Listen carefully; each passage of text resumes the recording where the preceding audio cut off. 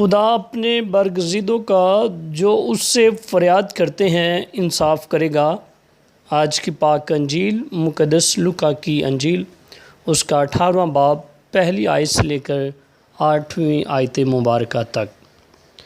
پھر اس نے اس غرض سے کہ ہر وقت دعا کرتے رہنا اور ہمت نہ ہارنا ضروری ہے، انہیں ایک تمثیل سنائی اور کہا کہ کسی شہر میں ایک قاضی تھا جو نہ خدا سے ڈرتا اور نہ آدمی کی کچھ پرواہ کرتا تھا، اور اسی شہر میں ایک بیوہ تھی جو اس کے پاس آتی اور اس سے یہ کہا کرتی تھی کہ میرے مدعی کے مقابل میرا انصاف کر۔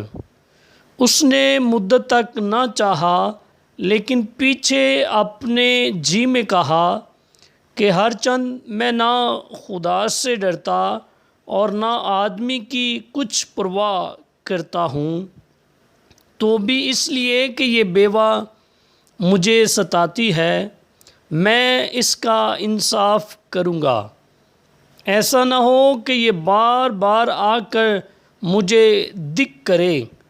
اور خداوند نے کہا کہ سنو، یہ بے انصاف قاضی کیا کہتا ہے؟ پس کیا خدا اپنے برگزیدوں کا انصاف نہ کرے گا جو رات دن اس سے فریاد کرتے ہیں، یا ان کے واسطے دیر کرے گا؟ میں تم سے کہتا ہوں کہ وہ جلد ان کا انصاف کرے گا۔